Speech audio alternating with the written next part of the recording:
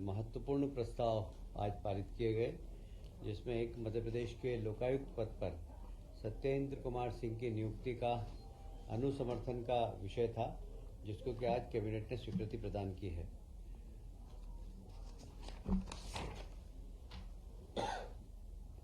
मंत्री परिषद द्वारा निर्णय लिया गया है कि धार्मिक न्यास और धर्मस्व विभाग के प्रस्ताव पर विभागाध्यक्ष कार्यालय संचालक एवं धार्मिक न्यास एवं धर्मस्व संचालक, जिसमें मुख्यमंत्री तीर्थ योजना भी आती है, उसका कार्यालय सतपुड़ा भवन से उज्जैन स्थानांतरित कर रहे हैं। वहाँ पर तीर्थ का एक कार्यालय है, उस तीर्थ योजना के कार्यालय में पूरा की पूरा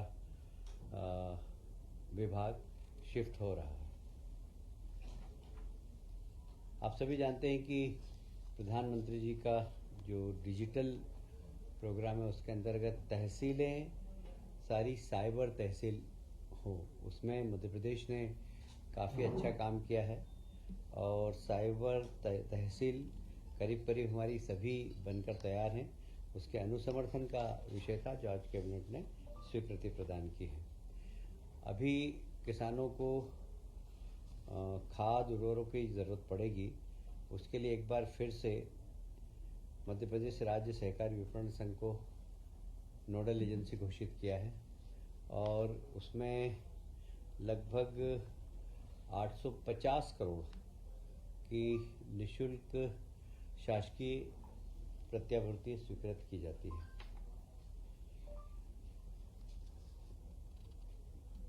जितने भी हमारे मेडिकल कॉलेज नए बन रहे थे, उसको व्यवस्थित करने के लिए विशेषकर नीमच, मंदसौर, श्योपुर और सिंगरौली बिल्डिंग तो बनकर तैयार है, किंतु उसके संचालन के लिए उपकरण की आवश्यकता थी। इसके उपकरण के लिए पूरा हॉस्पिटल तैयार हो, बिल्कुल अच्छा सुपर स्पेशलिस्ट हॉस्पिटल, इसके लिए लगभग 1200 करोड़ की फिर से एक बार स्वीकृति प्रदान की गई है। केंद्र द्वारा प्रवर्तित योजना, उसके अंतर्गत जितने भी मेडिकल कॉलेज हैं, उसके पास ही एक नर्सिंग कॉलेज भी खोला जाए, तो उस नर्सिंग कॉलेज के खोलने की भी स्वीकृति प्रदान की गई है। इसमें लगभग 192 करोड़ रुपए की लागत लगने की संभावना है। यह केंद्र द्वारा प्रवर्तित है, केंद्र सरकार का भी इसमें योगदान है। ये 13 नर्सिंग महाविद्यालय प्रदेश में अभी खुलने वाले हैं। उज्जैन में नवीन शासकीय चिकित्सा महाविद्यालय के निर्माण, क्योंकि आप जानते हैं उज्जैन में सिंहस्थ मेला भरता है, तो उसको ध्यान में रखते हुए एक मेडिकल कॉलेज और उसके साथ ही 100 बेडेड हॉस्पिटल, ये सब बनाने के लिए सिविल कंस्ट्रक्शन के लिए 592 लगभग 600 करोड़ रुपए की स्वीकृति प्रदान की गई है। एक बहुत ही माननीय मुख्यमंत्री जी की महत्वाकांक्षी योजना है कि प्रदेश के समस्त जिला हॉस्पिटल में एक शव वाहन होना चाहिए, क्योंकि गरीब व्यक्ति जब वो उसकी मृत्यु हो जाती है तो हम भी देखते हैं कई बार सीन की वो साइकिल पे ले जाता है डेड बॉडीज को, कई बार ठेले में रख के ले जाता है।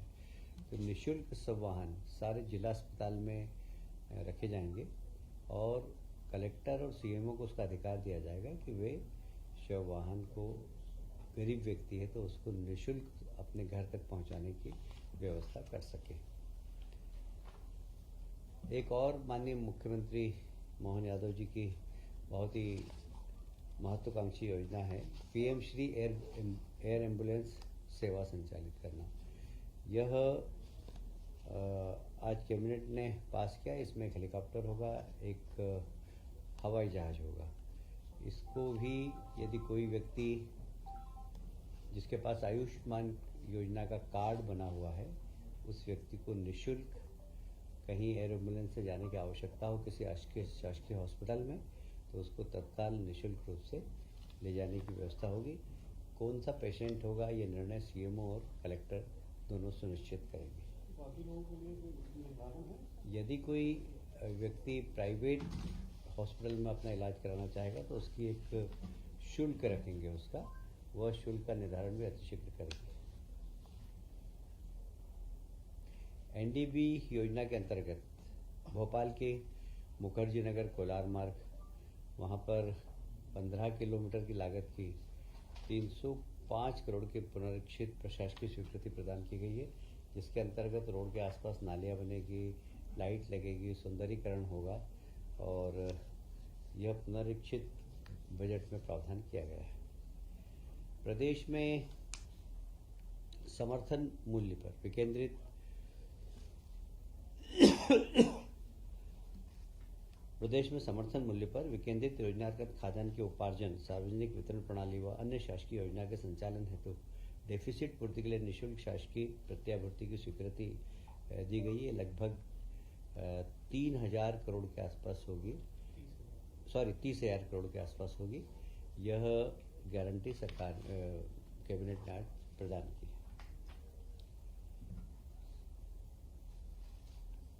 हमने हमारे संकल्प पत्र में जिस प्रकार घोषणा की थी कि हम किसानों का गेहूं का उपार्जित मूल्य बढ़ाएंगे, अभी हमने 125 रुपये प्रति क्विंटल बोनस देने का निर्णय लिया है।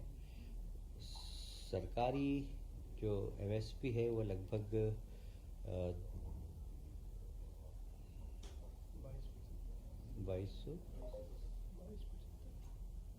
2275 की, इसमें 125 रुपये बोनस भी दिया जाएगा। इस प्रकार लगभग 2400 रुपये किसानों का समर्थन मूल्य पर गेहूँ खरीदा जाएगा।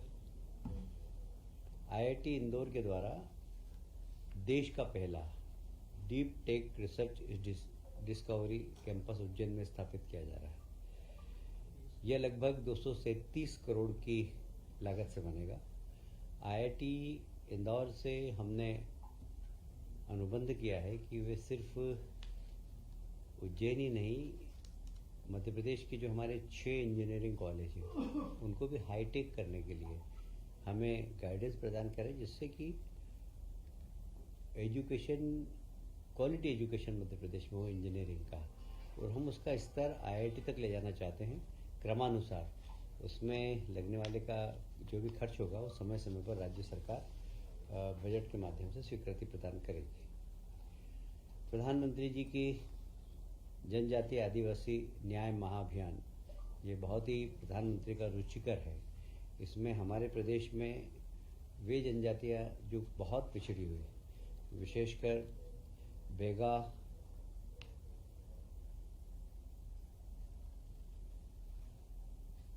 सहारिया और भारिया, ये 3 जाति है जो आदिवासियों में भी बहुत पिछड़े वर्ग में आती है। उनकी घर पे इलेक्ट्रिफिकेशन, उनके घर पर बिजली पहुँचे, तो सरकार ने निर्णय लिया है कि प्रत्येक बेगा, सहारिया और भारिया जाति के जितने भी आदिवासी भाई हैं उनके घर पर बिजली पहुंचाई जाएगी। जो दूरस्थ स्थानों पर, क्योंकि ये इस प्रकार के आदिवासी लोग कई बार बहुत जंगलों में भी रहते हैं, जहाँ जंगलों में होगी वहाँ पर हम सोलर एनर्जी के माध्यम से उनके घर में बिजली पहुँचाएँगे। और ये एक महत्वपूर्ण, बहुत ही प्रधानमंत्री जी का रुचिकर विषय है, जिसको आज कैबिनेट ने स्वीकृति प्रदान की है। एक और बिजली की भविष्य की आवश्यकताओं को देखते हुए 800 मेगावाट बिजली के अनुबंध की हमने स्वीकृति प्रदान की है। मेसर्स महान इनर्जेंस लिमिटेड द्वारा WCL खदानों से आवंटित कोयले के लिंकेज को अब NCL की खदानों से लिंकेज करके और बिजली बनाने का एक निर्णय लिया गया, जिसको कि कैबिनेट ने आज स्वीकृति प्रदान की है। निश्चित ही इससे मध्य प्रदेश सरकार को बिजली 650 मेगावाट के साथ साथ सस्ती बिजली भी प्रदान हो, इसकी भी कैबिनेट ने आज स्वीकृति प्रदान की है।